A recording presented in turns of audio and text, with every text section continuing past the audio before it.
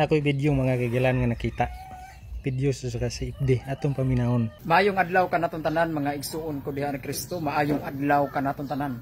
Kining mga siktang sulpot ba nga mga kaliwat sa bitin, magsakit gyud ang ilang dughan basta ang mahal na Birhen Maria atong pasidunggan. Kamo mga siktang sulpot ba nga mga kaliwat sa bitin, ngano magsakit man gyud inyong dughan kung among pasidunggan ang mahal na Birhen Maria? So, nabati ninyo mga higala, makatawa ta ba? No? Kanunay nga ginatira niya ang kaugalingon nila. Mga sulpot kuno. Nasayod man ta nga ang Roman Catholic Church sulpot. Kaya nga naman, una pa man ang uhong ni ini sa ila. 1870, itong ang Roman Catholic, o niya ang Domingo dito pa sa mga 321, panahon ni Constantino. So, sulpot kaayo, mga kaigalaan.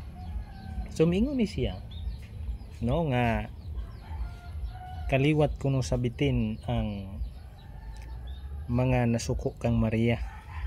Nasayod ba mo mga kaigalan kinsay nasuko kang Maria? Kini sila.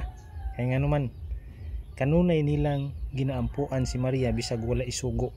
But ipasabot, dako kayong pagpanamastamas o pagpasipala, imong kanunay nga ginaampuan ang usa ka tao nga wala magpaampo sa imo. No? Nya wala isugo. Muna pasipala na umiin siya nga kaliwat kuno sabitin. Atong basahon kining ilang Biblia. Kining Biblia sa Kristohanong katilingban. No, do na imprimator tanawan ninyo. Si Cardinal taga Cebu. No, mo na siya ang imprimator. Unya kahuman mingon pa mga diboto kitang magtotoo og maayong Katoliko og kaliwat sa bitin. naunay niya ang kaugalingon. So, na ang ginaingon nga ang isda madakpan siyang kaugalingon.